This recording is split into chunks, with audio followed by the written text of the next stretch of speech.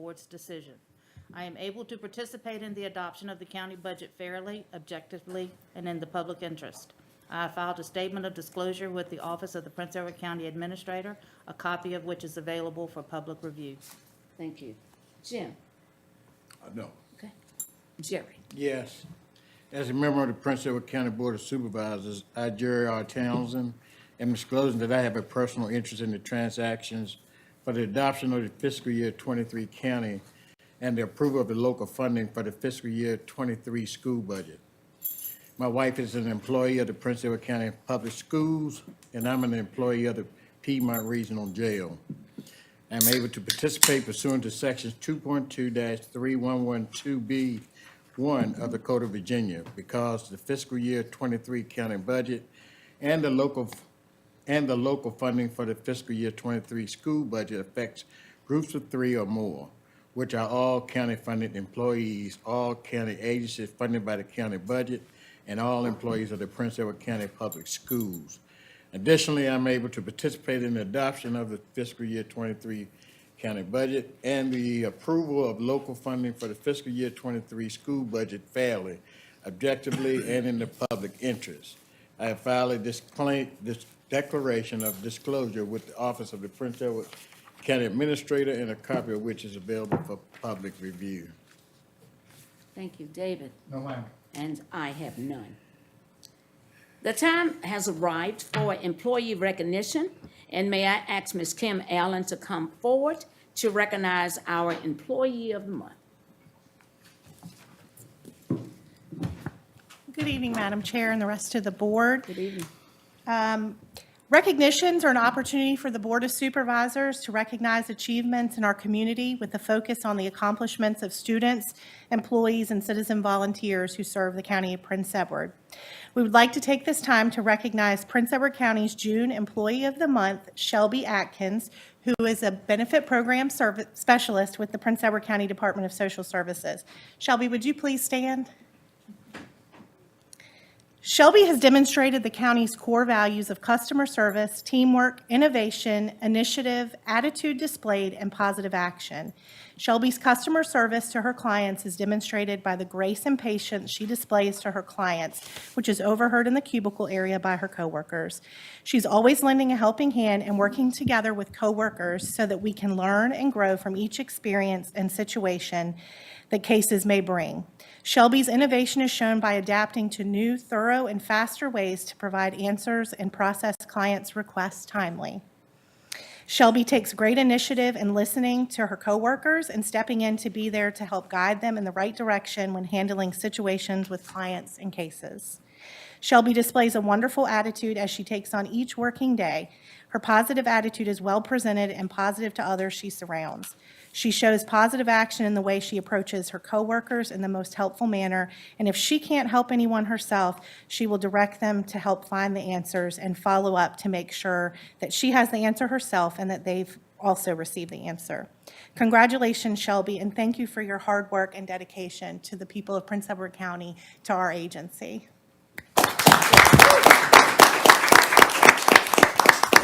Ms. Atkins, we would ask that you come to the front for a photo opportunity.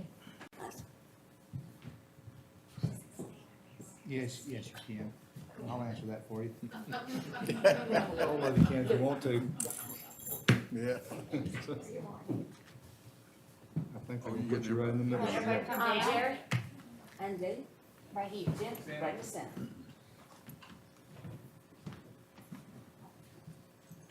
Come on, Jim. Roll on over here, Jim. So you ain't that tall. Don't feel well, Jim, just a minute. Roll over here, over to Jerry.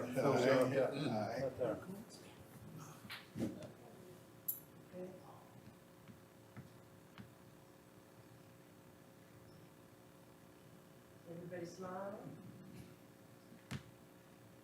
Okay, terrific. Thank you. Hold on, Shelby, hold on. This is the most important thing. Give cards a fishing cake. That's all right. I would like to ask Dr. Pride if she would come down. We've got another presentation we'd like to do, and I'd like to ask Sarah Puckett, please come up. All right.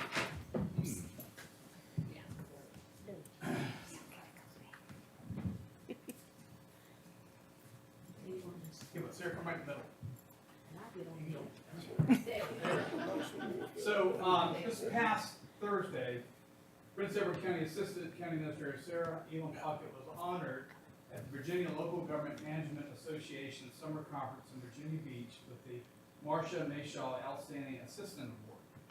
The statewide honor is presented yearly to recognize Virginia's top assistant local government manager. Named in memory of Marcia Mayshaw, Assistant Town Manager of the Town of Blacksburg in the 1980s, the award is presented to a deputy or assistant manager or administrator who has demonstrated outstanding performance, particularly with a special project or during a period of unique conditions and circumstances. Let me certainly say that COVID has certainly presented unique conditions and circumstances. Sarah, Assistant County Administrator since 1998, right? Also served as Prince Edward's Emergency Management Coordinator. She did a big part of our response to the COVID-19 epidemic. And during the pandemic, she made sure that all segments of our population have access to such necessities such as masks, gloves, and hand sanitizer. Included in her role as Emergency Management Coordinator are responsible efforts to acts of nature such as the ice storm we had a year ago. During the ice storm, many residents were without power for 2 weeks.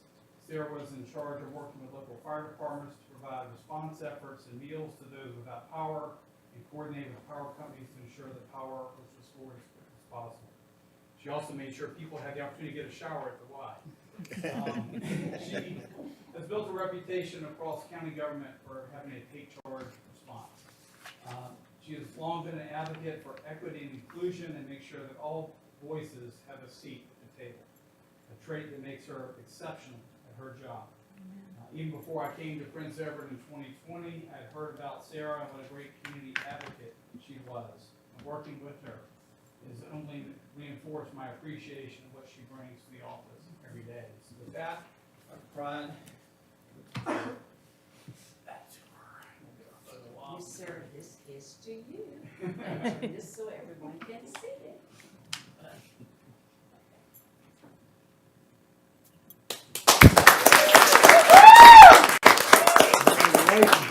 Congratulations, Sarah. And thank you. Sir, would you like a word or two, or thank you? Hey, 2 words, thank you. That's her word, no thank you. Usually not the case. Good job. Madam Chair, if you will allow me to make just a couple more remarks and recognitions? Yes. Okay, thank you. In addition to recognizing Shelby through the Department of Social Services, I'd also like to take a moment to publicly recognize and thank 2 of our longstanding retiring employees. Dina Bennett has been with our agency for 41 years in multiple capacities, including her role as the Benefit Programs Manager the last several years. She served on numerous committees across the state and helped organize and lead the Benefits Program Organization, better known as BPRO, over the years. Her knowledge and expertise will be greatly missed, and we wish her nothing but the best in her future. Kathy Bryant is also retiring. She's been a human services assistant with Prince Edward County for nearly 23 years, and she's also made the decision to retire and enjoy time with her grandchildren. Kathy's been the smiling face greeting clients and helping them navigate their business with DSS. We too will miss her and wish her the best of times in her retired years. Thank you so much. Thank you. You're so welcome. Again, congratulations, Ms. Atkins, and of course, for Miss Sarah Elam Puckett. Congratulations to you, so well deserved. Amen. Thank you. The time has arrived for public participation. It's an opportunity for you as citizens to give input on relevant issues not the subject of a public hearing and is not intended as a question-answer period. Mr. Stanley, do we have anyone who has signed up? Madam Chair, we have no one that is signed. Okay. I'm sorry. We've got, I think you're signed on the ARPA, which is the other public hearing, but you're certainly welcome to come up and speak now. Please come up. Public comment, yes. Thank Okay. you.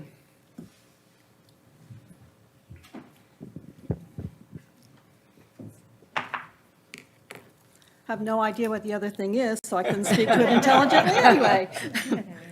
My name is Vicki Page, and I live in Green Bay, Virginia. I'm here speaking tonight as a private citizen. My remarks are not to be attributed to any organization to which I'm associated. Since this is the last night that Supervisor Wilk will be attending a board meeting, my purpose here tonight is to thank the board in general, and Supervisor Jim Wilk in particular, for the existence of one of our county's true treasures, the Barbara Rose Johns Farmville Prince Edward Community Library. My husband and I purchased property in Prince Edward County in 2006. Although we did not move here until 2011, when my husband took a teaching position at Longwood University, the first thing I did in 2006 was to visit the library, then located on 3rd Street, to get my county public library card. By the time we relocated from Fairfax County in 2011, the new library was already built. I tell everyone who will bother to give me an ear that when those in a position to plan and fund the library did so, they had the foresight to build it big. As a result, the citizens of this county have a tremendous community resource available to them 7 days a week. And by the way, our county is the only county in a 5-district area that's open on Sundays. That is only possible because those who approve our library's budget realize and accept the role our library plays in the lives of the citizens it stands to serve. I have worked in public and private libraries for much of my adult life. My last job was at the Barbara Rose Johns Farmville Prince Edward Community Library, and many of my most favorite job-related memories come from that work experience. Additionally, I have served on the library's governing board, and I'm still active with the Friends of the Library. Throughout all my experience with the library, Supervisor Wilk has been a stalwart supporter of the library. In doing so, he has served us all, helping to ensure that our treasured library continues to serve county citizens not only today, but into the future. In 2017, the Friends of the Library awarded a certificate of appreciation to Supervisor Wilk for his support to the library and Friends. Along with the certificate, we bestowed honorary lifetime membership to Supervisor Wilk. So even though he is leaving our county and moving to Texas, I expect to see Jim and his lovely wife Jan at all of our future Friends book sales. So with that, I say thank you for your service, Supervisor Wilk, and thank you for allowing me to speak tonight. You're so welcome.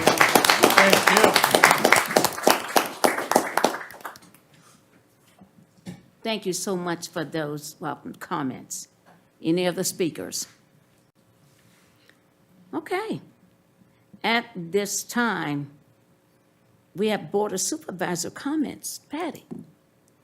I'd just like to say I'm happy to see so many new faces here tonight and hope you enjoy the meeting and take a good look at how your county works, your supervisors. Good evening, everyone. Thanks for everyone tonight for your attendance. Your input is welcomed. Lou? Glad to see everyone tonight. Beverly? I just want to welcome everyone and thank you for coming out. Jim? And I'd like to do the same. It helps greatly when we hear your opinions. Jerry? Thanks for being here. David? Same thing I say to each and every one. Thank you all for being here. Thank you for taking the time and effort to be part of this because it's your county as well as ours and you put us here. And without you all, we don't know exactly what to do sometimes. So thank you for being here to give us some guidance. Thank you so much for those comments. At this time, we come to our consent agenda. You've looked over it. Are there any questions or comments from any of the board members? Make a motion to be approved as presented. Madam Chair, I have Oh, go one ahead, Jerry. on page 36. It's 36. You're talking about the 6-year plan. I'd like to make a correction. It says Loman prior to Rice Creek. That should, I wanted to flip that and have Rice Creek prior to Loman. Supervisor Townsend, if I can address that real quick for you. So I think if you look at the minutes on page 36, the list above was the list that had been presented to the board.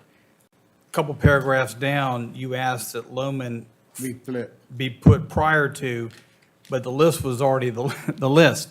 So the one we actually signed and sent to VDOT had them switched. Oh, they did. But all that's that was what was presented in the minutes. That's why it looks that way. I know it looks backward, Okay. but your comment's correct. It's in the right spot. And your action, the board's concurrence changed that order of roads. Okay.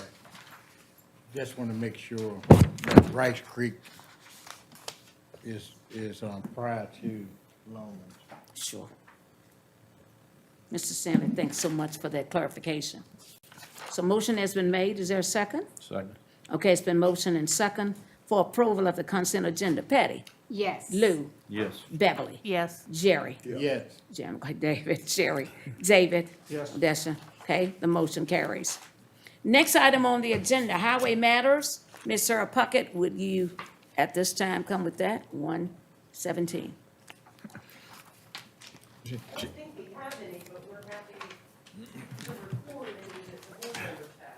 Sarah will get the comments to Scott. He's in Cumberland tonight for their meeting. But just a comment there, thank you for doing an excellent job on Mills Creek. I was through there this weekend and they really done a really good job with the rural rustic.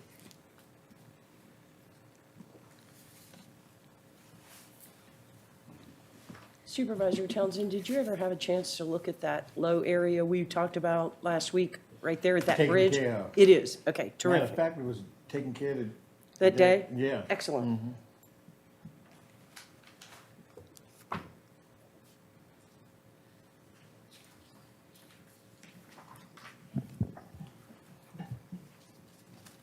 Sarah, just pass on to Scott that there's, after this last windstorm or whatever, it's quite a few trees and things that are sticking out in the edge of the roads.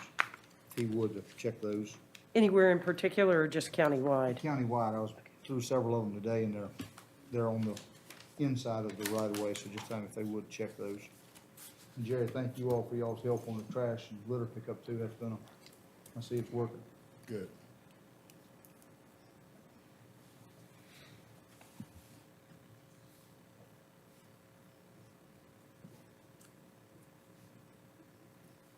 Sir, I have one question. Yes, ma'am. The roundabout is coming along very well in Hampton, Sydney. Is that going to be totally operable when they finish in August, or is there additional time involved I with that? believe there's additional time, but the wing, I'm going to say, into Hamden, Sydney will reopen. Okay, They scheduled it specifically so that it didn't close until after the schools and the school buses, but it will reopen, I think, that first week of August, so that it's open and available to the college for move-in. right. But no, I don't believe the project will be completed, I think it's October or November. Okay. The completion in total. And those lights will go back up, the red lights from either area? No, because that would be the whole purpose of the roundabout, is to eliminate the need for the traffic signal. Right, I know that. I'm saying, when school starts back in August, will the lights be back up, or they will be disregarded as well? I think they'll be gone if that They'll be traffic circle disregarded. be, yeah, they'll be gone. Wow, okay. They've already taken them down. Right, yeah, I know that. But the school starts, if I'm not mistaken, Prince Edward County starts August 7th. So that's gonna, okay. I think that I'll would- confirm that, Dr. I Pride. think what Scott talked about then was that it would be operational, so they wouldn't need them, but it just wouldn't be completed if they were gonna come back and do some Right, Touch up. fine grading and whatever else. okay. They're doing an awesome job. Sarah, from the conversation I had with Scott, we were doing best, that when phase 2 completes, the roundabout will be operational. Oh, okay. So there will be no more, still construction there for the Right. next 30 to 60 days. Roundabout will be operational. Wonderful. Okay, thank you so much. Okay, that's it for public matters. It is not time for the public hearing, so we will move to item 11, Community Partners Update by the Virginia State Parks. Not here yet. We can go down to the cannery. Okay, what about cannery update? Patty Gulick, cannery manager. What page is that? Patty would be glad to go home earlier. 142. Thank you. Sure. Hello, I'm Patty Golick. I am your Prince Edward County home canning manager. I would like to take this opportunity to thank the board members for their time, effort, and money that you have directed towards the installation and purchase of a new boiler system for our cannery. This will definitely bring in a new life to the cannery. I would also like to give a shout out to Randy Cook and his maintenance crew for the dedication that they and support that they have given us in keeping the old boiler going through some pretty hard times the last couple of years without it's been very minimal shutdown in production schedules. This has been very important to us, and we're looking quite forward to it. We're looking forward to the new upcoming season that we're in the middle of right now, starting to share our very unique opportunities with the public. They seem the response that I'm getting seems quite happy about being able to come back for a new season and use our cannery and the opportunities that they're given. So I just wanted to take that time to thank you all individually and personally for your time and efforts that you've shown us and let you know about our appreciation on that. Thank you. Okay? Thank So you. welcome. Thank you for what you do. Thank you. There was one other thing I wanted to point out. I didn't think it would fit in the consent agenda, but I'm not sure whether David Emmert is trying to sneak back into the chair spot or not, but at the top of page 5, it says, "Call to order. Board Chair Emmert will call to order the June meeting." Jim, you can't be ratting me out. That was a misprint, I guess. Thanks, Jim. And that just goes to show I do read them. That's exactly right. You gotta watch him like a hawk. Okay, Mr. Stanley, I won't comment on that one. Okay, Dr. Pride? We have Hannah here also. Hannah is with Virginia Food Works, and she's going to talk about the commercial camp. Okay. Hello, good evening, y'all. How you doing? I am Hannah Evans, and I am really excited to get to meet a lot of the board members, especially, and Sarah. I know we've emailed a lot, but to get to meet you. I started working with Virginia Food Works, which is the commercial branch of the cannery, about a year ago. And I want to echo a lot of Patty's sentiments about how excited we are for the new boiler. We are, rip-roaring with our season, and we've had a little bit of a lull over the past few months, kind of in between the farm season, and then in the winter, we have a lot of clients who come in and use the facilities with frozen produce. But it really is a gem. We get a lot of administrative phone calls from people in other counties wanting to figure out how it is that we make the cannery work the way that we do. And especially with COVID, a few of the other canneries in the state have shut down and not been able to continue offering their services. And even one of the larger co-packers in Richmond just came to my attention. They're shutting down to focus on some other ventures. And so the fact that we're still able to offer both the public services as well as this commercial side is such a blessing to our community, and I'm really thankful to be a part of it. As someone who studied food culture in college, I know how important it is for people to be able to share their stories through the sauces and the jams and things that they're making with us at the facility. And so I'm hoping that you guys also get a chance to meet Dominique Miller. She is our new production manager who took over last summer as well for Kat Gregory, who had been here for many years. But it's been fun to come in together with a new team under the leadership and wisdom of Patty from the home canning side, who's helped us out a lot. So I just wanted to share my appreciation and thank you guys so much for allowing us to do what we do as well. And I brought a couple of samples of some things. There's a marinara sauce in there from one of our main clients, and then there's a masala sauce from one of our clients, as well as just some strawberry jam that we make in the cannery a lot. So I'm going to leave that for you guys, but so feel free to grab some and eat and enjoy. But we really appreciate all that you guys do and love working for the county. And we appreciate what you do. Thank you so much. And Madam Chair, I would think if you get the opportunity this year to go out when they're working in production, it's kind of neat to go out there and see the whole canning process, and maybe we'll try to coordinate that, Hannah, Yeah, sometime this year. absolutely. Just don't come on a really hot summer day. Or if you do, just bring a lot of water. I can Is there a good spot to leave this? Yeah, that'd be fine. Yep. Thank you so Thank much, you. Hannah. Thank you, ma'am. We have about 3 more minutes before the public hearing. Has the participant arrived for public state parks? Still hasn't arrived. Okay. How about animal control update from Chris Rivera, Chief Animal Control Officer? No Chris yet either. No, Chris? All right. Okay, how about economic development and tourism update? Ms. Chelsea White, Director. Chelsea.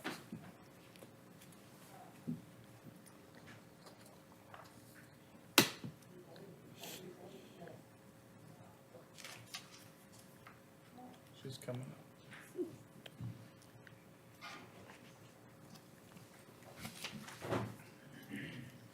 Chelsea, this means you get to go home early, so don't knock a gift horse in the mouth. That's right. That's not very often. And Chelsea, may I make a comment before you start? While you're there, if you would like to do the Prince Edward County Tourism Council, you can do that as well. Okay, Thank you. no problem. So good evening, everyone. Good evening. I'd just like to provide a few highlights, and you can find them starting on page 147 of your package through 149. The last couple of months, we have been spending a lot of time assisting the IDA with the closings on a number of loans and bonds, one of which includes the closing of the Tobacco Commission Community and Business Lending Program loan for the Connects Broadband Expansion Project. So we're happy to have that finalized so that they can go ahead and start with that project. We know it's going to have a lot of great impact for the county. We've also assisted the IDA on the Hampton-Sydney College bond issue closing for their dorm renovation project. And thank you for your support on these projects as well as others. We have recently assisted the CRC with completing the Tobacco Commission Southern Virginia grant request for A&E for the elevated water tank to be located at the Hit Park. So, and as you know, for that, Prince Edward County was awarded $530,100 in grant funding from the Tobacco Commission for the water tank at the Hit Park. Also, we're making some progress on the Access Road project, which went out to bid on June 1st. And so we have been anticipating this for a while now, so we're really looking forward to this project starting in the near future. And lastly, I'm pleased to announce that the VTC, Virginia Tourism Commission application for the Virginia Regional Marketing Program, DMO Marketing Grant, and we came up with an idea for that in my office and kind of labeled it preliminarily as a wonderful weekend for wellness, working out, and working remotely. That was approved with the requested amount of $20,000. So with that funding, we're excited to be able to put forth more tourism and promotional campaigns that kind of follow some of those themes. So we're excited about that. And I will try to answer any questions that you may have.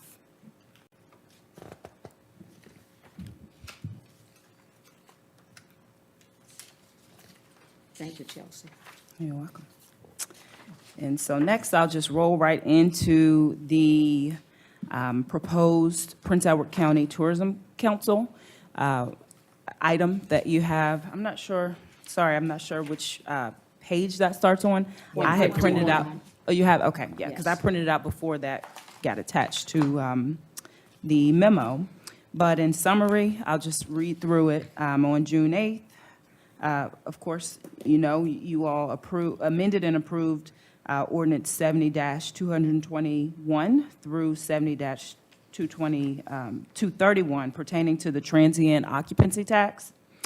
And so effective July 1st of 2021, the transient occupancy tax, which is known as TOT, of 7% of the total amount paid for lodging for hotels, motels, campgrounds, and other facilities offering lodging within the county and outside, and this is outside the town of Farmville, of course, shall be reported to the Commissioner of Revenue And so this tax that the county now collects or has been collecting will be spent for tourism purposes and will allow the county to put additional resources into branding and marketing the community as a destination.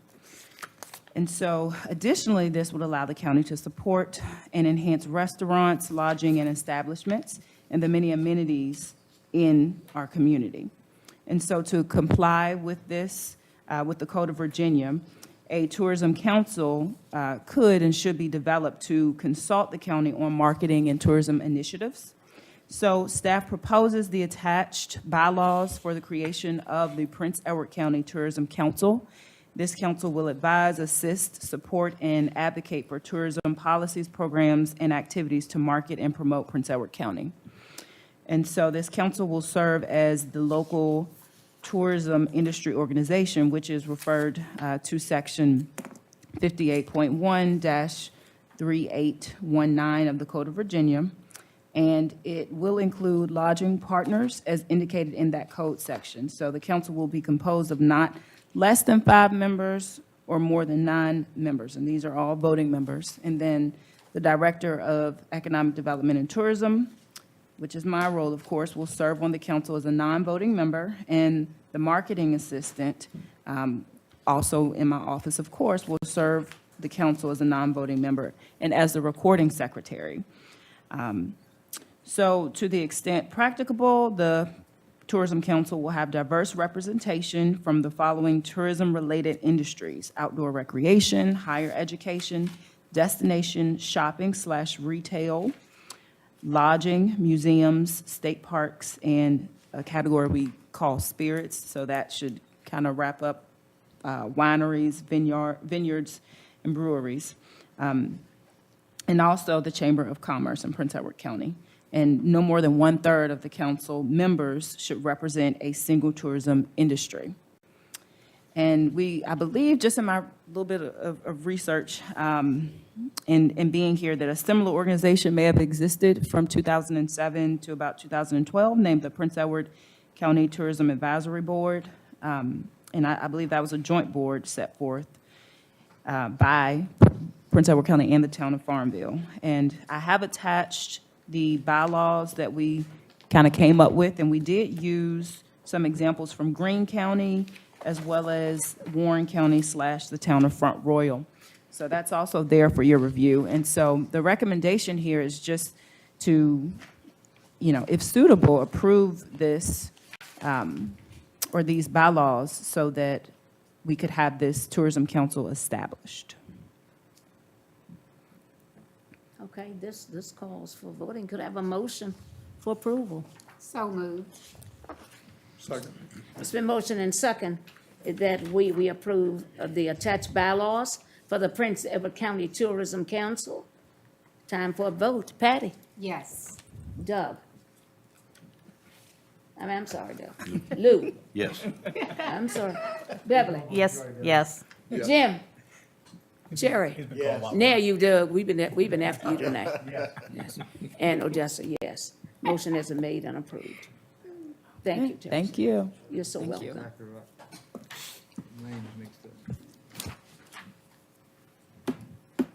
We're working on you tonight, Jada. Madam Chair, I just want to thank Chelsea for her effort in pulling all that stuff together. We've been working that for a couple months, and I appreciate her effort. Job well done. The time has arrived for our public hearing. The Board of Supervisors will receive public input on the following.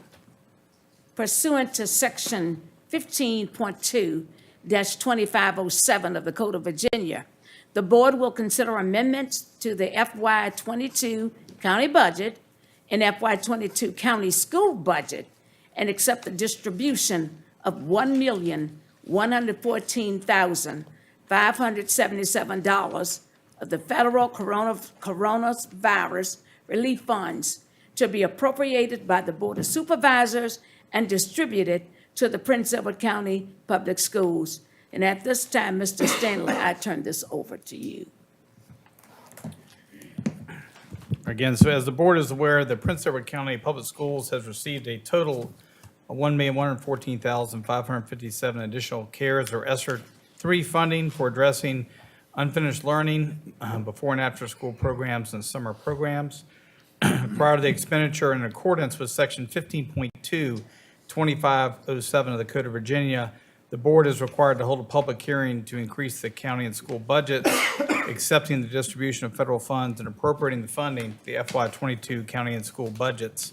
In the packet is a copy of the school's request of appropriation of additional funds that represents the plan of expenditures.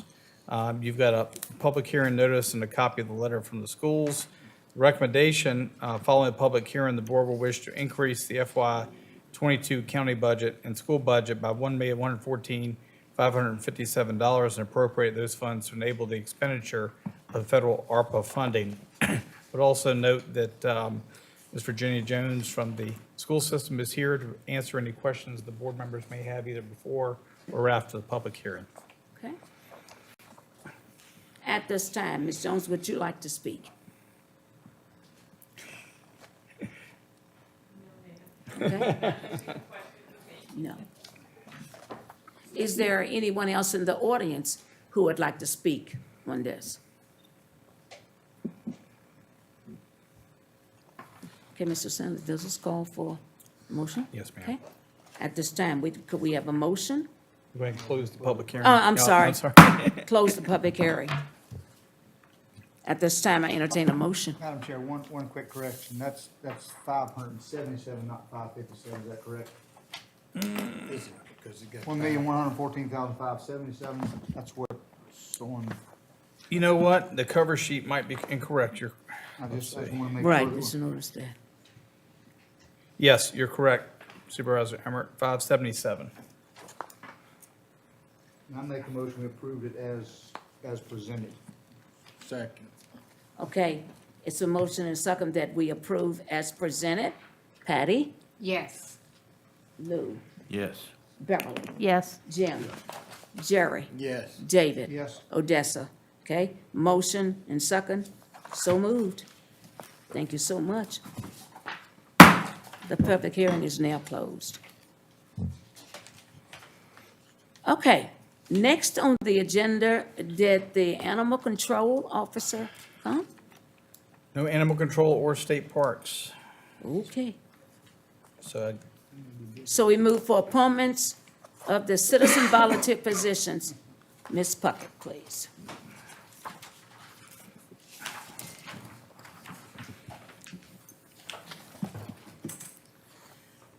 Thank you, Madam Chair. I will call the board's attention to your table pack. We received an additional citizen volunteer application, and it is available for your review on page 308 and 309 in the table pack.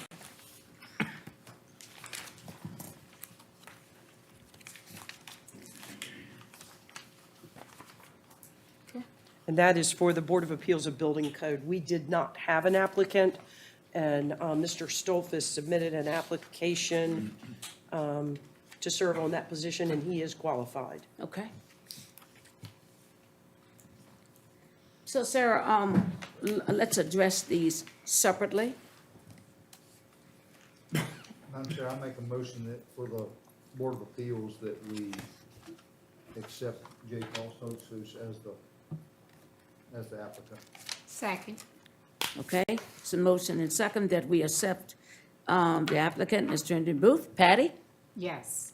Lou? Yes. Beverly? Yes. Jim? Yes. Jerry? Yes. David? Yes. Odessa, yes. J. Paul Stokes for the board, yeah. Yes. I understand what you, caught me off guard now. Okay, the next is the County Industrial Development Authority. Yes, ma'am, you have one vacancy. The position is currently held by Brad Watson, and you have 5 citizen volunteer applications for consideration. The names of those individuals are listed there on the right.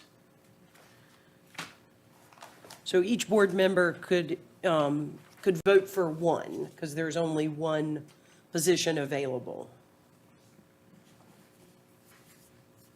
Okay. Have a motion for nomination. Bob Timmons would be a good candidate. Does anybody differ? I nominate Brad Watson. Second. Okay, so how do we do this, Mr. Sandley? Do we vote on Mr. Timmons first and then Brad? You've got a motion and a second. The first nomination with a motion and a second, I believe that one would be taken in order. And then you would continue on until you had a majority of the Board of Supervisors Okay. supporting that candidate. Okay. Sarah, would you agree on that? So it's been motion and second for Mr. Brad Watson. Patty? Yes. Lou? Yes. Beverly? Yes. Jim? Yes. Jerry? Yes. David? Yes. And Odessa, yes. So Mr. Brad Watson is the choice. Okay? Madam Chair, for the Social Services Board, you have 3 citizen volunteer applications for 1 position. Dr. Teresa Clark currently holds that position, and she is eligible for reappointment. Okay, go we have a motion to that effect? So Choose one. moved. Who do you choose? Teresa Clark. Okay. Second. It's been motion and second that we choose Teresa Clark. Patty? Yes. Lou? Yes. Beverly? Yes. Jim? Yes. Jerry? Yes. David? Yes. Odessa? Yes. So Dr. Teresa Clark. And your final citizen volunteer appointment is for the Central Virginia Regional Library Board. Gwen Akers Booker currently holds the position. She is eligible for reappointment, and you have 2 applicants. Make a motion, we reappoint Gwen Akers Booker. Second. It's been motion and second that we appoint Gwen Akers Booker. Patty? Yes. Lou? Yes. Beverly? Yes. Jim? Yes. Jerry? Yes. David? Yes. Odessa? Yes. So Gwen Akers Booker. Sarah, just a quick question. Yes, sir. Can all of those be reappointed next year too, or is there a time limit on that, do you know? So each year, we determine how many years they've served and what, yeah, so, now, next year, none of them would be up for reappointment because they are all being appointed to 4- and 5-year terms. But someone in those offices will be up for either, it'll either be a vacancy or an opportunity for a reappointment. But we have to look at each individual to see how many terms they've served.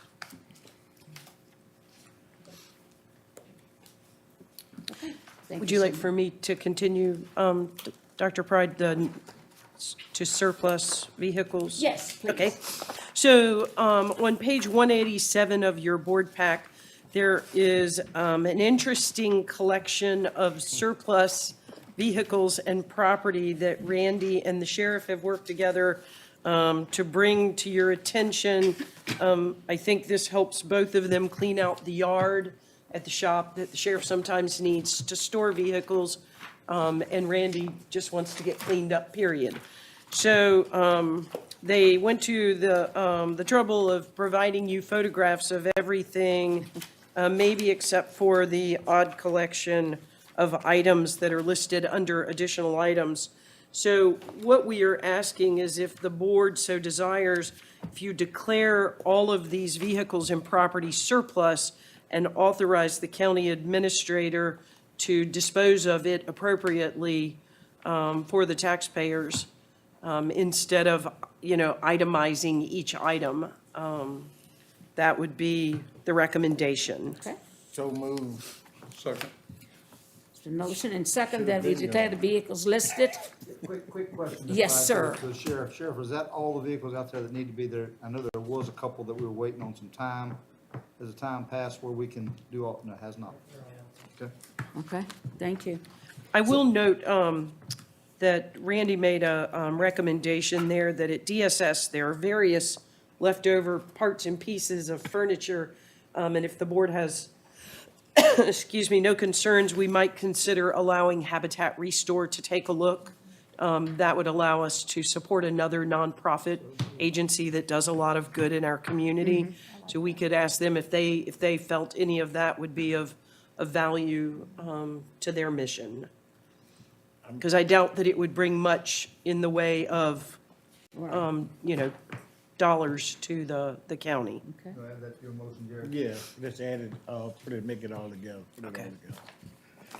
To include the, furniture. Okay?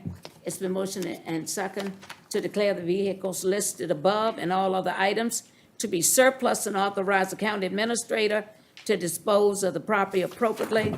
And the additional recommendation, very appropriate. Patty? Yes. Lou? Yes. Beverly? Yes. Jim? Yes. Jerry? Yes. David? Yes. Odessa? Yes.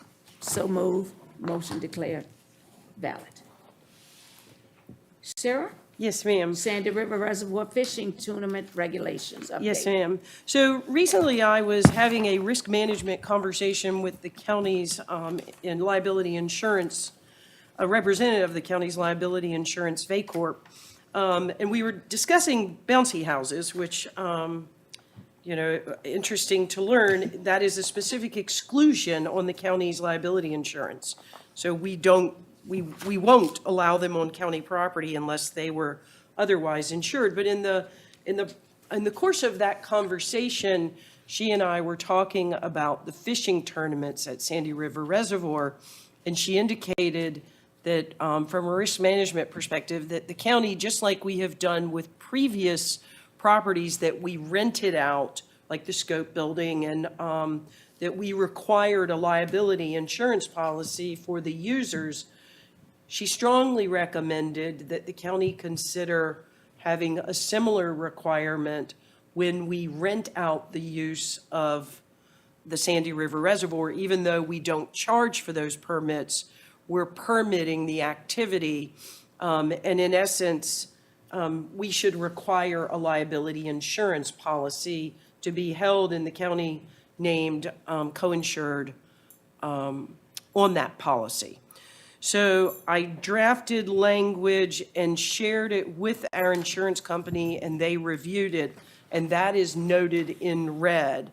So the board heretofore, I think back in 2003, had originally adopted the fishing tournament regulations for Sandy River Reservoir.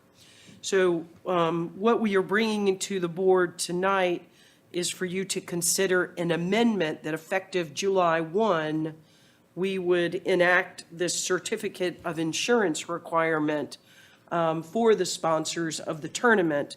And so the board's action would be to amend the fishing tournament regulations. We also provided to the board the fishing tournament application, which we have also amended to represent the action that the board is considering under the fishing tournament regulations. And VACORP has looked at both of these documents and has reviewed them and feels comfortable with the language. Chair, I make a motion that we accept this with the amendment of number 15 and also with the applicant to be effective July 1st, 2022. Second. Okay, so motion is second, that the board approve the amendments to the county fishing tournament regulations requiring each applicant furnish a certificate of insurance on a general liability insurance policy, naming the county as an additional insured with limits of $1 million per occurrence and $2 million in aggregate. Patty, do you agree? Yes. Okay, Lou? Yes. Beverly? Yes. Jim? Yes. Jerry? Yes. David? Yes. And I agree. So moved. May I ask a question, Sarah? Yes, sir. When the people ask about this and are told about it, is there someone we can pass out something to them that shows the insurance company who's willing to do that? Who's willing to, so, In other words, that's a pretty small policy for oh, a few days of fishing. well, so it's really only one day. Each permit is for a one-day tournament. Right. So that's the limits But that I'm just the, saying, I think a lot of insurance companies wouldn't want to fool with it. no, in fact, VACORP has a, have yes, sir, they have a, well, they don't, but they have a point of contact that we can direct people that can't get it through their own insurance company. We can direct them to the VACORP website, and there's a company that provides them. Okay, thank you so much. At this time, we move to item 19, the scope building to designate as surplus property. Mr. Stanley. Madam Chair, members of the board, pursuant to county policy adopted October 9, 2007, whenever the Board of Supervisors of Prince Edward County, Virginia deems it in the best interest of the citizens of said county to dispose of any surplus real property owned by said county, the board shall first conduct a public hearing prior to the disposition. After the public hearing, upon affirmative vote of majority of the members of the board, the property shall be advertised, declared surplus and advertised for sale. The county shall also obtain an appraisal of value of the property and shall accept no bid which is less than the appraised value. Building official Philip Moore conducted a courtesy inspection of the scope building prior to allowing rental of the building to the general public or reuse by Piedmont Senior Resources for providing meals to the public. After inspection, Philip has determined the building cannot function safely for public gatherings. The rear of the building has significant rot in the crawl space, which is called settling of the floor. Based on the inspection, I have suspended rental of the building. The Meals on Wheels office in the front of the building can still be utilized. Based on previous discussions with the Properties Committee, we have obtained an appraisal of the building to propose offering the building for sale to the public in lieu of renovating and correcting the building issues. As part of the previous agreement, the county is responsible for providing office space for Meals on Wheels. We're currently in discussion with STEPS, DSS, and some others to try to find some space to offset that. So in your packet, there's a copy of the procedure for disposition of real and surplus property, a parcel report, and a copy of Mr. Moore's report. His recommendation is to authorize the advertisement of a public hearing to declare the scope building located at 505 Griffin Boulevard as surplus property. And I'd be happy to answer any questions. Doug, do we have any idea as to what the building's appraised at? We do, because we would offer it for sale. I did not include that publicly in the packet, but we have a copy. We have had the building appraised. We also have the latest assessment as well. That's in your packet, but the building's in pretty rough shape. And honestly, it's probably worth what the land's worth, much less than what maybe the building's worth, because I think it's going to take much more to rehab it than it would be to the existing value, unfortunately.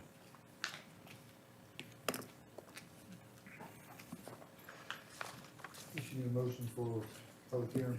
Yes, sir. So moved. Second. Okay, a motion has been made and second that the Prince Edward County Board of Supervisors pursuant to the county's procedure for dispossession of surplus real property, authorize advertisement of a public hearing to declare the scope building located at 505 Griffin Boulevard as surplus property. Patty? Yes. Lou? Yes. Beverly? Yes. Jim? Yes. Jerry? Yes. David? Yes. Odessa, yes. So moved. Thank you. Okay. Award of contract audit services, Mr. Stanley. Madam Chair, members of the board, a request for a proposal, RFP, for audit services was advertised, posted on the county's website, advertised in the Herald, and mailed directly to a list of firms that perform such work in the state of Virginia. The county received one response for the RFP from Robinson Farmer Cox Associates, the county's current auditor. The RFP review committee consisted of Finance Director Cheryl Stimson, Assistant County Administrator Sarah Puckett, and myself.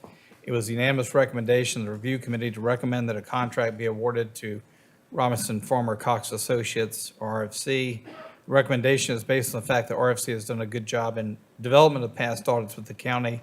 They are highly recommended by other similarly sized jurisdictions in the state of Virginia, and their price fit the county's budget. RFC currently conducts audits for approximately 70% of the 95 counties in Virginia and 20% of its cities. We've worked with them. Matt McLaren is also working with us. Matt had been here as auditor. He's helping Josh out to provide another set of eyes. RFC has proposed a fee of $49,500 for the FY '22 audit. Staff recommends the selection of the firm for fiscal years ending June 30, 2022 through June 30, 2024, with the option to renew for 3 additional one-year terms. So in accordance with the RFP, the contract could be extended for 3 additional one-year periods with the mutual consent of both parties. Due to the need to schedule field work with the successful firm, we do need a decision quickly from the board. A copy of both the RFP that was put out and the proposal submitted by RFC is in your packet. Honestly, this is something that every 5 years we as a county need to be doing. We were a little delinquent on that in previous years, but I think we were behind on our audits, and now at least we're caught up from a procurement standpoint. So moved. Second. It's moved and seconded that we award a contract to Robertson Farmer Cox Associates as outlined to perform audit services for fiscal years ending June 30th, 2022 through June 30th, 2024, with the option to renew for 3 additional one-year terms. Agreed, Patty? Yes. Lou? Yes. Beverly? Yes. Jim? Jerry? Yes. David? Yes. Odessa? Yes. So moved. Thank you. Okay, at this time, we will hear the county attorney's report from Ms. Terry Atkins Wilson.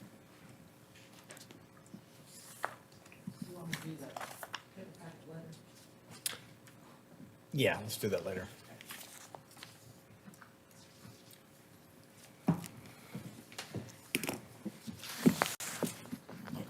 Good evening, everyone. Good evening.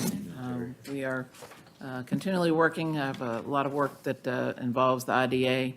As Chelsea mentioned, we've been working with, we did the Connects, worked on that contract, and we worked and got involved with Hampton-Sydney with their bond issue. Anyway, we also are working with getting the right-of-way and deeds of easement for the Triborough and the IDA, which we'll cover later. Of course, we had some work there when we lost Bobby Jones to try to petition the court. Had a few little glitches in the typos there. But anyway, been busy working. Anyway, if anybody has any questions, concerns, be happy to answer them. Any comments, questions? If not, thank you so much. All right, Terry. thank you.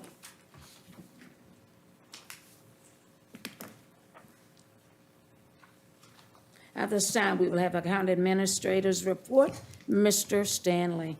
Madam Chair, before I jump into my report, one item that came up today when Sarah and I were looking at ahead to next month, our regularly scheduled meeting is the 12th. And I would like for the board to possibly consider moving that to the 19th or even the 26th. And part of that is, Sarah and I have got to be out for different reasons, the early part of the month. Doesn't mean we can't get the meeting together, but with the holiday and everything, it would give us a little bit more time, but we're also sensitive to the board members and y'all's schedule. So if we've got any problems, we can stick on the current schedule, but if y'all have the ability, Planning Commission probably will not have to meet next month. That's why we could use the meeting room on the 19th. Cannon's excited about that. So moving it from July 12th to the 19th? If that works. Could I have a motion for that? Let's vote on that. So moved. Could I have a second? Yeah, I'll second. Okay, it's a motion second that we move our July meeting from July 12th to the 19th. Patty? Yes. Lou? Yes. Beverly? Yes. Jim? Jerry? Yes. David? Yes. And Odessa, yes. So the meeting is moved to the 19th, Mr. Stanley. Thank you, Madam Chair. So a couple of the items. On Tuesday, June 1st, the General Assembly approved the state budget. Among the items impacting Prince Edward include, they had a 5% across the board salary increases for comp board employees effective August 1, an additional 5% across the board increases effective July 1 of 2023. They also provided funding to support salary compression increases for sworn officers in the Sheriff's Department, for folks that have been in a comp board funded position a minimum of 3 years and had service up to 30 years, effective August 1 of 2022. I know sheriff's, that'll probably help some compression issues in the sheriff's office. Prince Edward County Industrial Park Access Road, that project, and Terry and I will be talking about it here in a minute, but has been languishing for a couple of years. We are out to bid, I am pleased to say, and there'll be a non-mandatory pre-bid conference on the project on June 16th, and bids will be due on June the 30th. RFC, and I appreciate y'all getting the RFP approved. They are on site this week to conduct our audit work. The goal is to get our audit completed on time before the end of the calendar year. We've missed it the last 2 years, but we're bound and determined to get it done this year. Again, I mentioned the Route 15 Farmville Road intersection with Kingsville Road that will be closed down for the next 2 months, and their goal is to get it back open for school in August. On May 23rd, thanks to the support of many state and local partners, we were able to locate 69-year-old Althea G. Walton, Miss Walton of Simplicity. It was believed that she walked away from her home on Sunday, May 15th. Thanks to everyone involved for a successful outcome. The incident highlighted the strong team we have for emergency services. We received significant feedback from the state on our local efforts. I want to thank the sheriff, Sarah, and Trey, and all the myriad of others who helped in this endeavor. Last month, I was able to attend the Data Intensive Computing Environment, or DICE, conference in Reston, Virginia, to meet with representatives of the data center industry. I attended the conference with Joe Hines from Timmons and our new local resident, Rhett Weiss, who is a former data center executive who worked with Google and Amazon on locating such facilities. We were able to network with 3 data center developers as well as representatives for Dominion Power and talk about our site available here in Prince Edward. NBC Middle Mile Fiber expansion of Cumberland to Farmville. DEQ is currently taking comments on the environmental impact statement for the project. Construction of this fiber optic route is planned to begin after September 2022 with an estimated completion of September 2024. This project is critical infrastructure for the Hitt Park development, and that's partly being funded by Tobacco Commission dollars.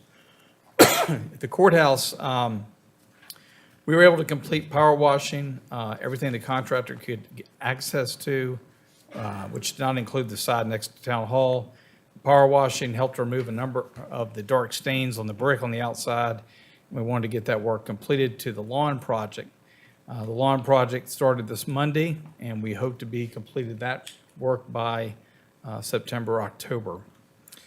Public safety radio system needs. Our consultant CTA held his kickoff meeting and presentation for stakeholders to get a better understanding of the work that we'll be performing for a review of our communication system, excuse me, and development of a needs assessment.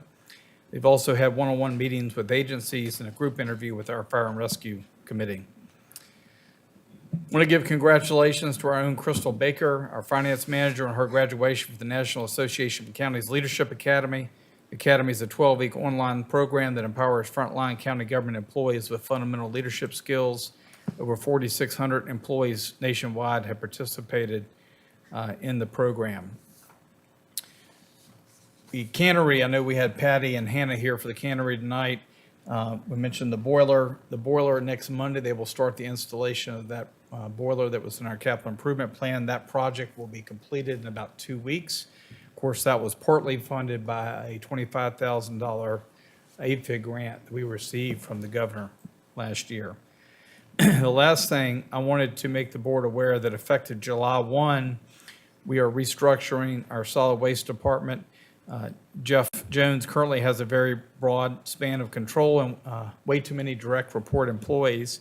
Sarah and I have talked with Jeff and looked at the management structure within solid waste. I believe the first step is to create a landfill operations supervisor position. This individual will manage the employees who are involved in the daily operations, the working face of the landfill, and all equipment maintenance and repair. Paul Langlois does much of that already, so he'll be just a a title change for him. That will free up Jeff for more overall operational management planning. We'll also be busy in the coming years with the construction of the new sites, and Jeff will be heavily involved in those construction projects. That's all I have, Madam Chair, unless there are any comments or questions. Any comments or questions?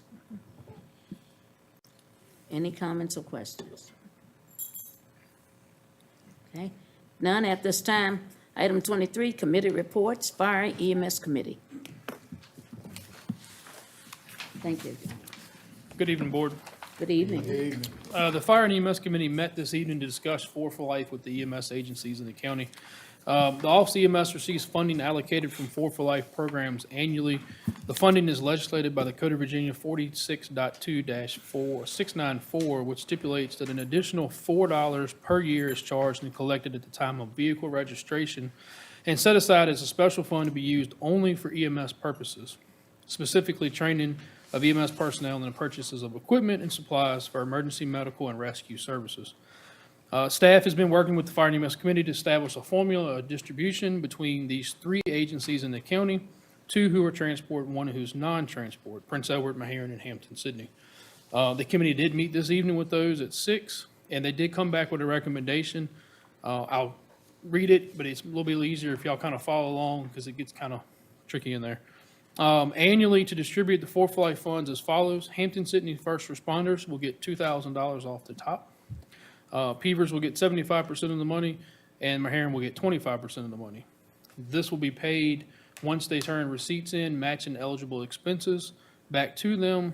The formula will be reviewed every 3 years by the committee to see if there's been any changes in call volumes or statuses or districts or any of that that may stipulate changing the percentages.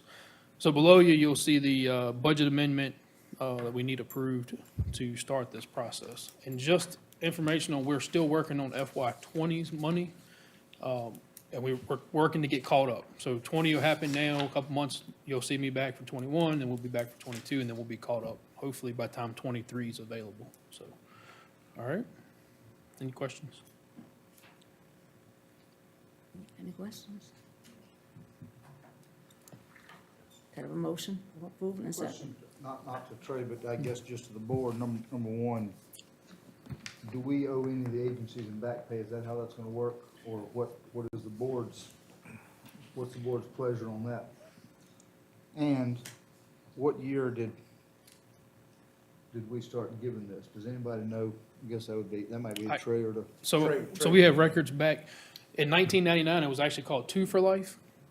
Sometime in the mid-2000s, 4 or 5-ish, it changed to Four for Life. It's actually 4 1/4 now, technically. But we have records all the way back to 99 where it came through. We've worked through that budget process. Doug and Crystal, Sarah have all vetted that the money was brought in budgeted through the past years. And the departments, had got it through their allocation of donation. So we're starting fresh with 2020 and hopefully moving forward in a positive direction with that. So basically, David, the county absorbed that revenue and in theory gave it back out to the departments as part of their allocation. 2 years ago, we stopped budgeting that revenue.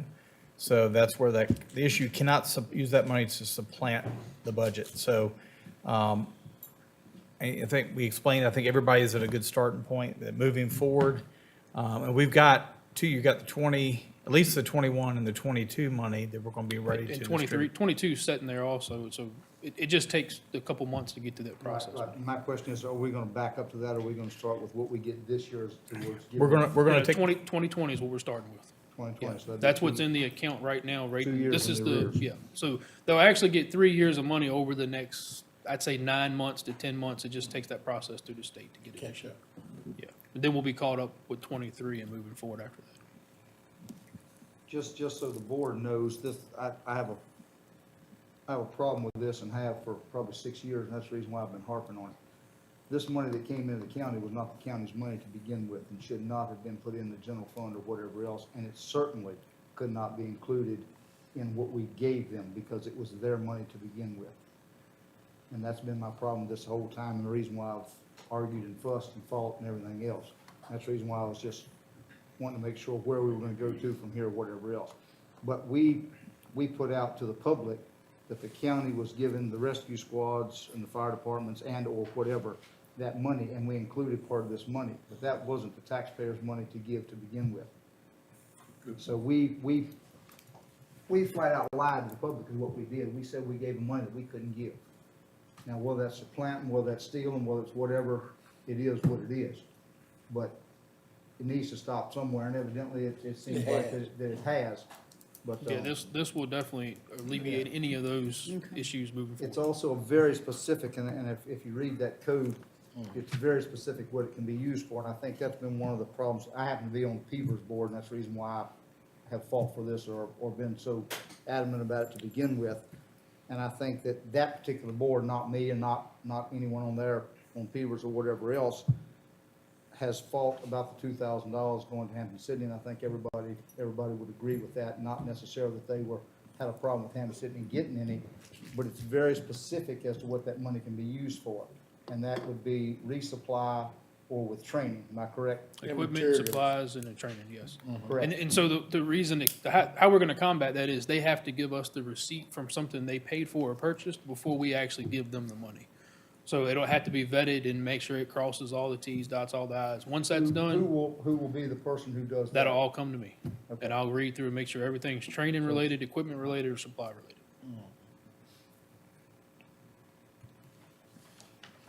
I'm gonna make a motion that we adopt, that we approve the recommendation from the EMS Fire Committee.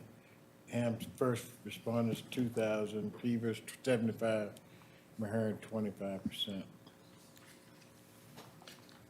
Mr. Pennington, if you could also add that appropriation to your motion. And the monies be appropriated. Second. Okay, it's been motion and second that that annually it's distributed to four for life funds as follows. Hampton-Sydney First Responders, 2,000 off the top. Peavers, 75%. MVF and R, 25%. And added in the motion, the appropriations. Patty? Yes. Lou? Yes. Beverly? Yes. Jim? Jerry? Yes. David? Yes. Okay, so moved. Thank you. You have any questions? Any other questions, y'all? No. All right, thank you. Madam Chair, I would suggest before we go to item 24 that maybe we address the table pack items. Sure. We got folks here. So that would be what, item 28 first? 28 would be the Okay. first one. Item 28, the FY '23 budget appropriations. Page 311. Is Crystal here? Crystal is not here. She is out from medical leave this week and last week. I'll be happy to summarize. So on June 7, the board approved the FY '23 budget for Prince Edward County. The resolution adopted on that date lists a budget total of $67,161,030, which includes a school budget of $29,369,880 and a school cafeteria budget of $1,431,406. In your packet, you have your annual resolution of FY '23 appropriations for Prince Edward, a fiscal year ending June 30 of '23, and a listing of 23 appropriations by department or fund. And the recommendation is to approve the resolution of appropriations and appropriate the FY '23 budget for each county department and fund. Could I have a motion for that? So move. Second. Okay, it's been moved and second that we approve the annual resolution of FY '23 appropriations and appropriate FY '23 budget for each county department and fund. Beverly? I'm sorry, Patty? Yes. Lou? Yes. Beverly? Yes. Jim? Jerry? Yes. David? Yes. Odessa? Yes. So moved. All right, item 29, Ms. Cheryl Stimson, Prince Edward County Public School Board appropriations.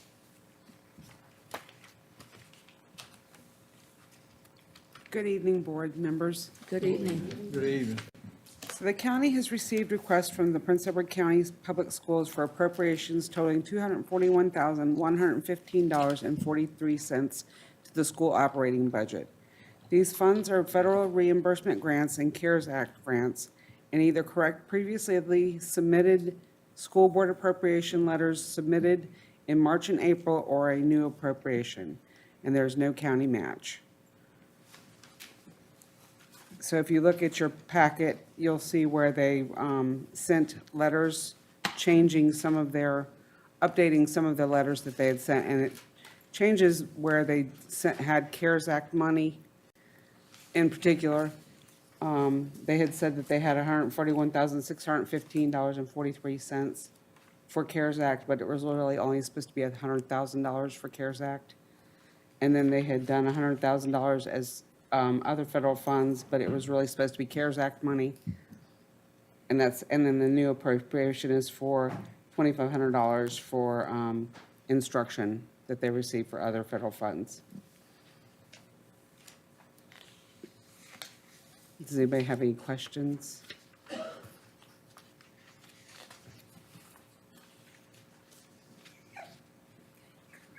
It's a convoluted mess, I know, I'm sorry. Yeah. Can you repeat what you Shirley, said? I'm coming to you, Cheryl. Let's go. Just go. It was a convoluted mess.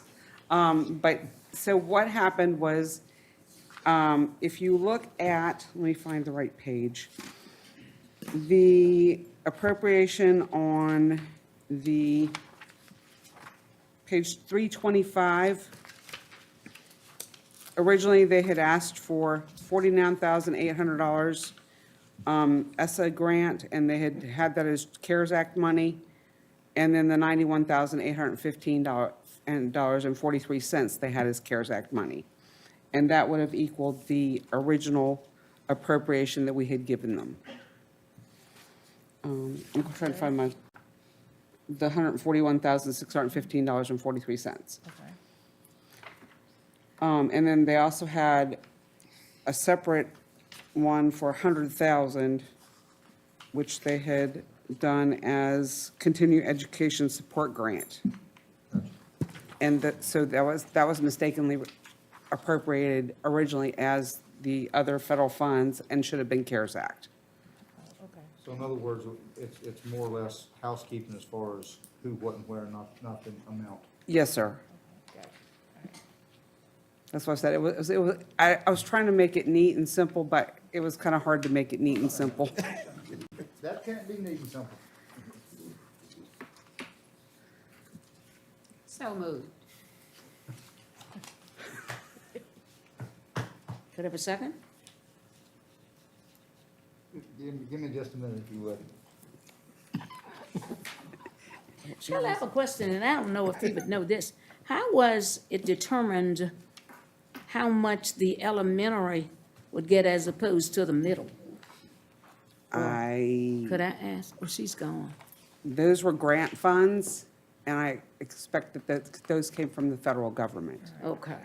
You're talking about like. That's on what they page planned. 325, Ms. Price? Yeah. That's where I was at, so that's where I'm. Yeah. Yeah, those were federal funds that were appropriated by the federal government to the schools. Could it be the ADP, number of students? I don't know how they're awarded their grants. Right. Yeah, now, I was I'll just go ahead curious. second. Let me ask one question, Jerry, because are we voting on additional funds, or are we voting The on? additional funds are the $2,500. Everything else The is other is just just- housekeeping. All Yes, right, sir. Right, there's where I'm at, all right. Okay. Okay. You second, Jerry.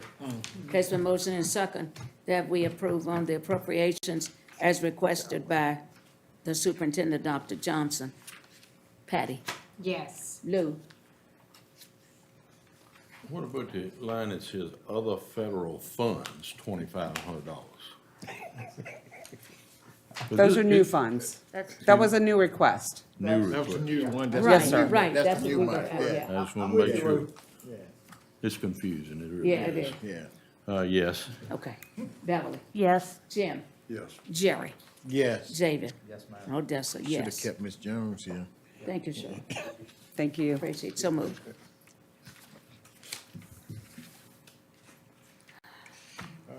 Item 30, Sorry, Cheryl. Triborough shelving. I'll, Mr. Stanley. I'll take the lead and I'll let Terry fill in the gaps.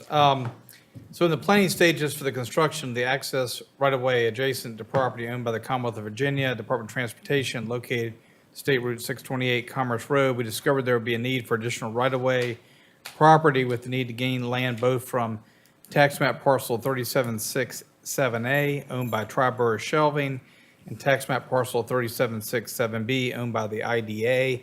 Basically, if you remember, we ended up shifting the road over to the east away from the VDOT shop property, in part because, this is crazy to understand, but in order to obtain additional right-of-way from VDOT, which the county sold land to for the VDOT shop, you basically had to go through the General Assembly to get them to release ownership of the land, even though we're going to turn around and dedicate it back as part of the road.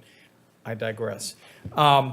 But by shifting the road over, acquiring land from Triborough Shelving and some land from the IDA, which is owned by that adjacent lot, we were able to basically save a year off the timing of the project. Otherwise, we'd have to wait and go through that whole process with VDOT.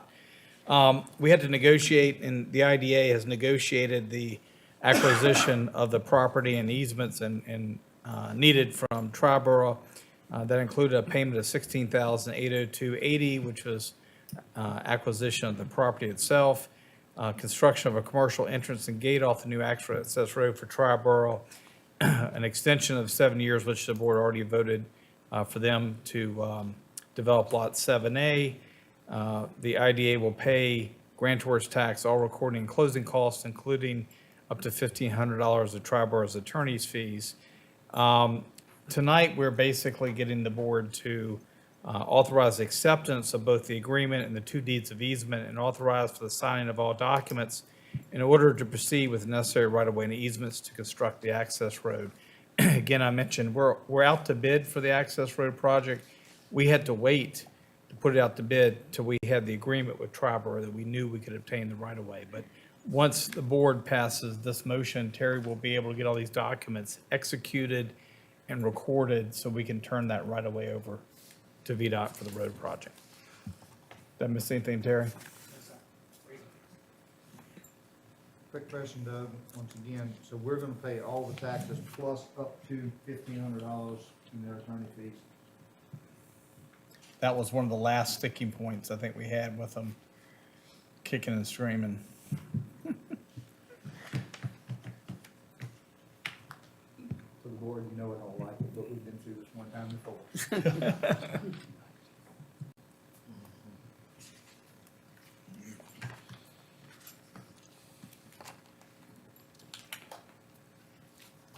So do we have a motion? So moved. Second. Okay, it's been moved and second that the Prince Edward County Board of Supervisors accept the stated terms and conditions of the agreement and deed of easement with Triborough Shelving Incorporated, and accept the deed of easement from the Industrial Development Authority of Prince Edward County. These documents are necessary in order to secure the necessary right-of-way and easements to construct an access road to several remaining lots in the industrial park. We hereby authorize the county administrator to sign the necessary documents on behalf of the Prince Edward County Board of Supervisors as it relates to the agreement and the 2 deeds of easements. Patty? Yes. Lou? Yes. Beverly? Yes. Jim? Yes. Okay. Jerry? Yes. David? Yes, ma'am. Odessa, yes. So moved, Mr. Stanley. Okay, thank you so much. Now, I believe, Madam Chair, we're ready for a Yes. closed session. Yes. At this time, the board will move into closed session. And that is for discussion and consideration of the applications for the appointment to fill District 2 seat on the Board of Supervisors pursuant to the exemptions provided for in Section 2.2-3711A1 of the Code of Virginia. I'll second that. Patty? Yes. Lou? Yes. Beverly? Yes. Jim? Yes. Jerry? Yes. David? Yes. Odessa? And I think maybe, Madam Chair, we go into the conference room next door if Yes. that works out. And we will go into the conference room. Closed session.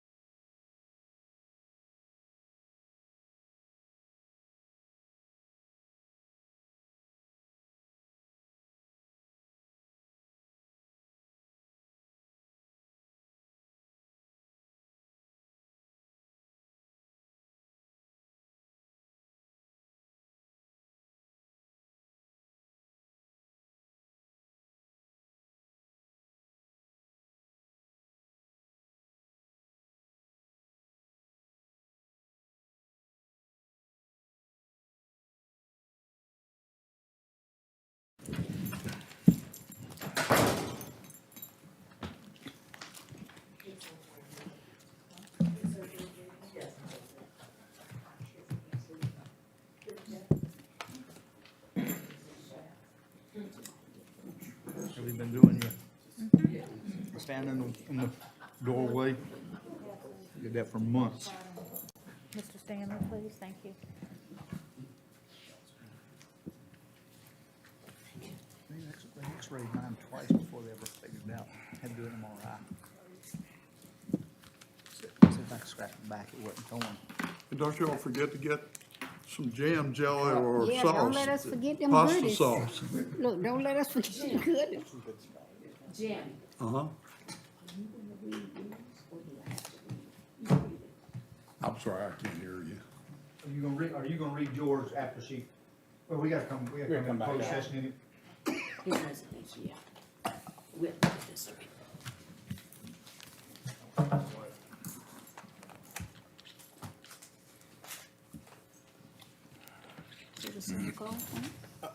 Cheryl, I'm gonna go dial us back in, okay? Hold on a second.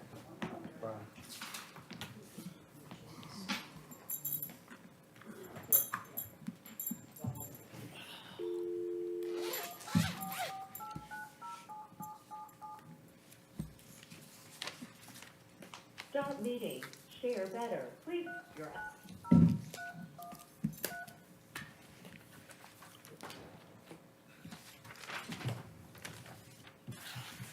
Welcome to the Prince Edward County Conference Line. Please stand by. You'll be joined in shortly.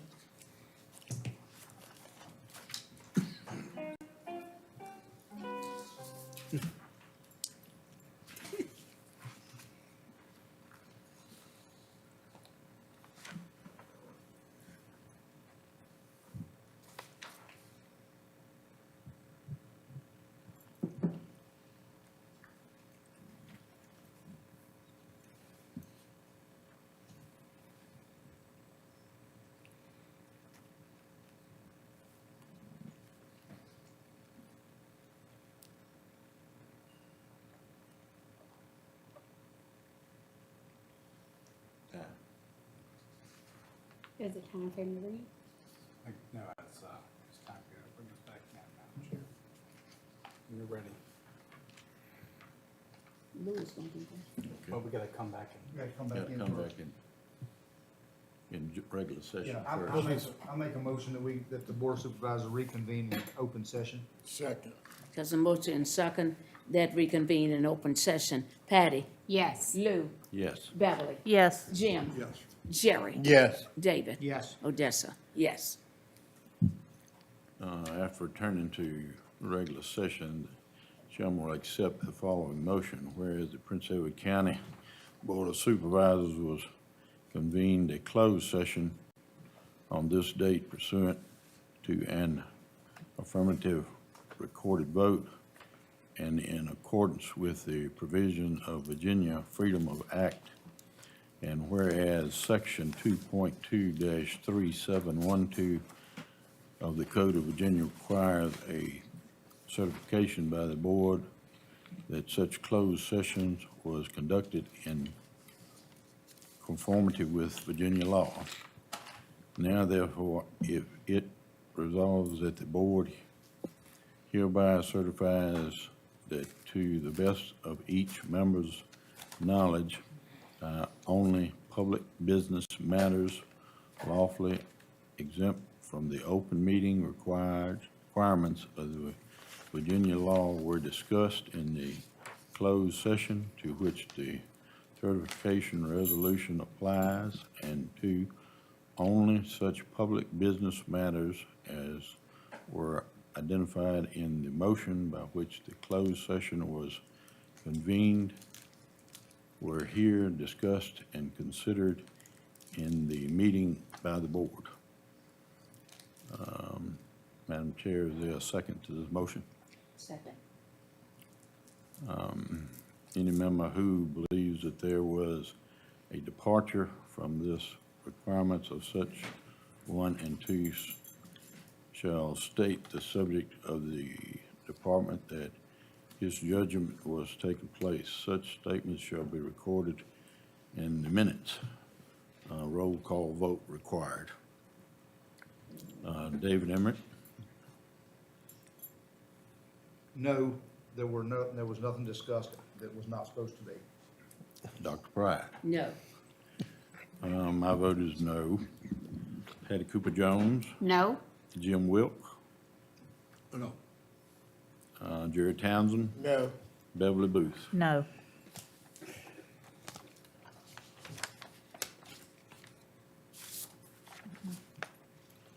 We don't need to go over this back page, do we? Okay. Thank you. Thank you, Ms. Gillum. At this time, I will discuss our situation from closed session. We want to thank everybody who applied for District 2 position, the Lockett District. We appreciate your time, Phil. We appreciate you submitting your applications on time. And it was a tough decision, but we narrowed it down. We made the 3 recommendations. The persons recommended were Ms. Karen Caden, Mr. Charles Garnett, and Ms. Carol Stiff. At this time, we will vote on them, starting with Ms. Karen Caden. All those in favor of Ms. Karen Caden, do I just raise your hands, or do we go ahead and do a roll call? Okay, roll call. Patty? No. Lou? No. Beverly? No. Jim? Jerry? No. David? Yes. Yes. So we have 1 for Ms. Karen Caden. The next vote calls for Mr. Charles Garnett. We'll do a roll call. Patty? No. Lou? Yes. Beverly? No. Jim? Yes. Jerry? No. David? I've already voted. That's right. And Odessa, no. Our last individual calls for Ms. Carol Stiff. Patty? Yes. Lou? He already voted. I'm sorry. Beverly? Yes. Jim? He already voted. Jerry? Yes. David? He already voted. And Odessa, yes. So it seems that our person who is recommended for District 2, the Lockett District, Ms. Carol Stiff. And what was her name again? Carol Stiff. Carol Stiff. Ms. Pride, I'd like to also just say that we certainly, as you already said, we thank every applicant for taking their time Yes. and putting in. We're probably more than, definitely more than I've ever seen, and we've seen it several times, but thanks everybody, to everybody. It's good to know that you had those many applicants interested interested. in stepping up and providing the service to the county. Certainly, this is just an interim for 4 months. Correct. For the person, and then it'll be a special election, so we want to encourage those that's plan to pursue the election, wish them the best of luck. And we know filling those shoes of Bobby Jones, that was a hard task in itself. So we appreciate all of those who applied. And Ms. Carol Stiff, so will be notified as to the protocol and everything that takes place from there. Ms. Pride, just historically, we have usually, after that vote, we've asked for a vote of affirmation. Okay. May we do so? Yes, sir. Thank you. Could we have a vote of affirmation? Patty? Yes. Lou? Yes. Beverly? Yes. Jim? Yes. Jerry? Yes. David? Yes. And Odessa, yes. Vote of affirmation approved. Thank you much. Mr. Stanley? We still have get items, let's see, 25, just as correspondence in your packet. Citizen correspondence and response, and letter from Beavers. And then your monthly reports from Animal Control, Building Official, CRC, Prince Edward County Public Schools, and the Tourism Department. Unless there are any questions, I don't have anything additional there. Any questions, comments, or concerns? Okay. Any comments from board members? And I think we have one especially. Mr. Jim Wolf, may I call on you? at this time? I'm sorry, for what? Do you have something to tell us? Oh, I tell you what, would you read the letter I just gave you? Yes, most definitely. That would do it. All right. And this is to Odessa Pride Chairman, Prince Edward County Board of Supervisors. This is to officially notify you of my resignation from the Board of Supervisors at the close of the meeting the night of June 14, 2022. I have enjoyed my terms on the board and my work with you and the other supervisors, and I plan to make myself available as an unpaid consultant by means of Zoom or phone from my location in Plano, Texas. I strongly recommend that Canon Watson be appointed to my seat until the election in November, when I understand he would run for the seat to fill out my term of 4 years. His experience of over 10 years on the Planning Commission would also make him an excellent choice to take over Bobby Jones's dual seat on the Planning Commission if your board should decide to appoint him to that position. It has been extremely valuable in the past to have a supervisor that always sits on the Planning Commission readily available to answer questions at supervisory board meetings. Bob Timmons would be an excellent choice to fill out Bobby Jones's seat on the Planning Commission. And if you have Cannon and Bob in those two seats, you could not find better and more experienced people. I will notify you of my contact phone numbers and new email address as soon as I get them in Texas. Respectfully, Jim Wilk. I'd like to add one thing to it. Yes. I'm pretty tough to scam, but I got scammed to a point. I stopped it before it did. So I will probably be around till the middle of July. I thought I'd be in Texas, June 26th. But I Googled up the 10 best moving companies. And one of them was rated, several of them were rated 4.85 out of 5. And that looked good to me. So I contacted them. And by the way, moving van companies like Mayflower, Deacons, United, and so forth, you don't contact them directly. You contact an agent for them, so forth. And so the fact that I hadn't heard of these people didn't mean anything to me. So anyway, they came out and put a lot of pressure on. Of course, I can take that. That's not a problem. But sounded pretty good and everything. And but I didn't like all the pressure to sign. And so I looked into it. And when I looked into it with the Better Business Bureau, they got absolutely raked over the coals by what they did and so forth, as far as giving you an estimate and then charging you more than that, giving you times and not meeting those times. And I mean, it was terrible. And so the situation is I decided, whoops. And so I got back in there and I pulled up the top 10 van lines. And that was, like Mayflower and Allied and United and so forth. And then through them, and I trusted them not to be scammed, through them, then I got an agent. And so forth, we did that. Problem is, I had counted on everything, and our move was going to be 26. Now I had to start all over again. And so I'm going to still be around probably the middle of July or something like that. So anyway, but I decided I'd already made the plans and so forth as far as the resignation goes, and I thought it would give you more time to find somebody, before the election comes up in November and so forth. And as I say, I'm tough to scam.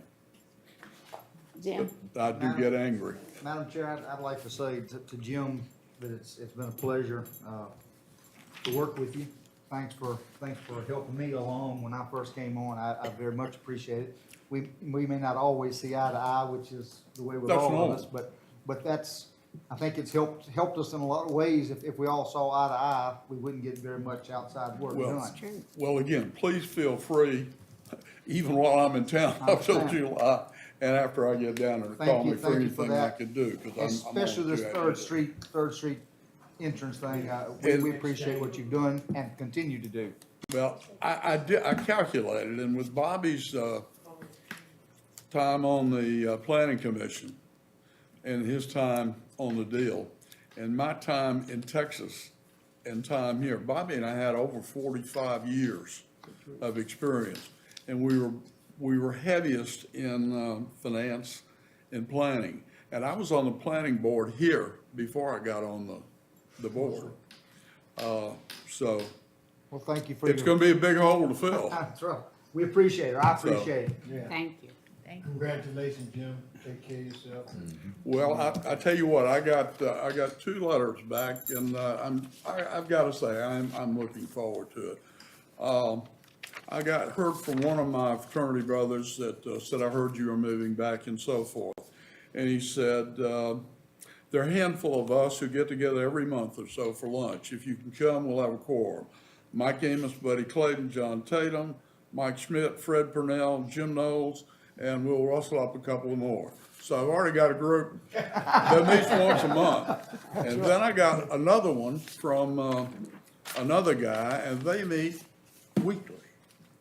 And he said, we meet Mondays at Goff's on Mockingbird. David Lott, Chris Rensel, John Daniels, Steve Alinsky, Jerry York, David Hudnall, John Bauer, and me. And he said it's a miserable time to come back to Dallas in the summer. And one more I've got to read, because when I'm saying it's a different world, it's a different world. I have a fraternity brother that, not in the upper echelon, but he's still probably worth about 150 million. His name is Jack Knox. And Jack is hard to get along with for a lot of people, not for me. We get along just fine. But Jack's been married twice, divorced twice, didn't have any kids. He had a sister, and she's dead, and his mother, the dad are dead, so he didn't have any heirs. So he's giving away his money. And he's very particular. He's got a law degree, and now he's already given money to the law school, SMU, and so forth. But now, a different world, okay? This is a letter, he sent me a copy of it, but he's trying to help me find a deadhead jet back to Dallas so we can put the dog on it and so forth and get there at a reasonable price. He wrote this letter to another fraternity brother, Dr. Leonard Riggs, and said, interesting. He said, he sent me some information on a Honda Jet. They make a 6-passenger with a bathroom and so forth. It'd be plenty big for what I want and so forth. Listen to this. I keep thinking I might buy something, and the $8 million really isn't much for the Honda Jet. But on the other hand, I've got not got very good mobility, and I like to stay at home, so I probably won't. Can you imagine? Jim, one thing you need to do is maybe casually mention that we're remodeling a school. He wants to maybe donate a few dollars. That makes sense. There you go. We might even put a plaque up there with his Might put name. his name on it. Right. But Jim, thank you so much for your services, for your job here. I think years back when I was running for the Board of Supervisors in 2015, I was sitting at a table with a young lady having lunch, and this man came up to me. I mean, you did your research. He said, I heard you were running for the Board of Supervisors. You knew so much about me. You know, we might not have agreed on everything, but one thing you told me, and I have to tell you, you were true. You said you up front, you don't sugarcoat anything, you tell it just like it is. And I appreciate you for your honesty. Thanks for all you've done on the board, and wish you all the luck. Well, see, with my memory, I've got to be honest, because I wouldn't remember what I like. Thank you, Jim. Madam Chair, if I had to add, on behalf of the staff, Jim, we really appreciate all your contributions, certainly well before I got here. And on a personal note, I know you were head of the Personnel Committee, and you worked hard to get me here along with Chairman Townsend, and I appreciate all your support. Well, I think it's important that, you know, the persons that you select for both for Bobby Jones and my position, it's extremely important to get the right person.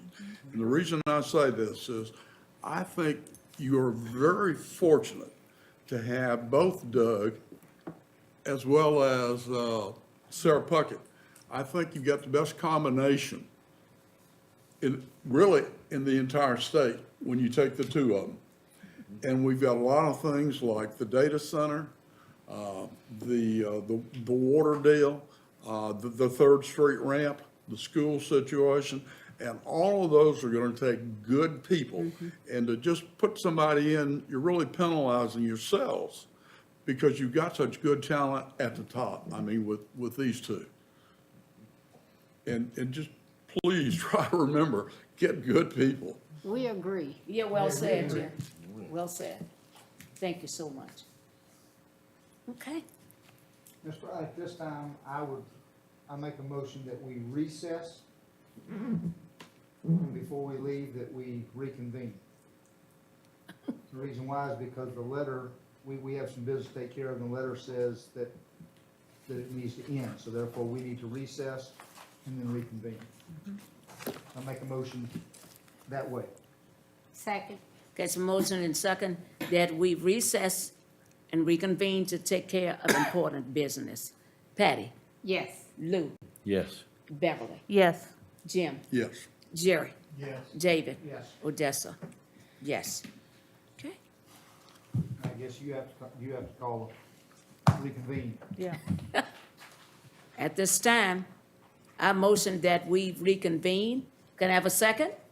Second. Okay, Patty? Yes. Lou? Yes. Beverly? Yes. Jim? Yes.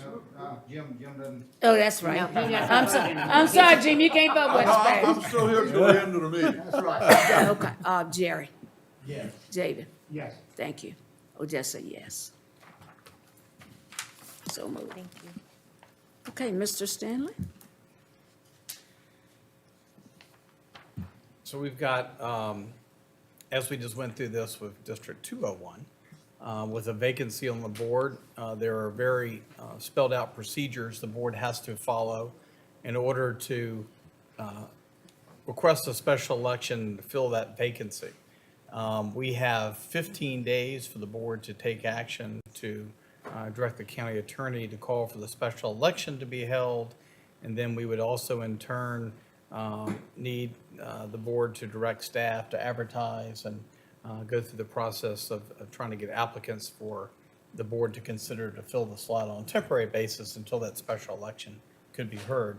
But I think based on the timing, we would be shooting for that same November 8th, 2022 date for the special election.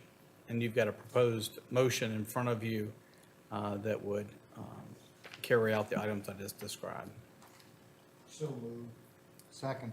Okay, it's moved in second that the Board of Supervisors request a special election to be held to fill a vacancy on the Board of Supervisors for District 701 Farmville, and that the special election be held in conjunction with the general election on November 8th, 2022, to authorize the county attorney to fill the petition and see a writ of election from the Prince Edward County Circuit Court for a special election to be held on November 8th, 2022, and that the board authorize county staff to advertise for applicants for an interim appointment for the District 701 seat.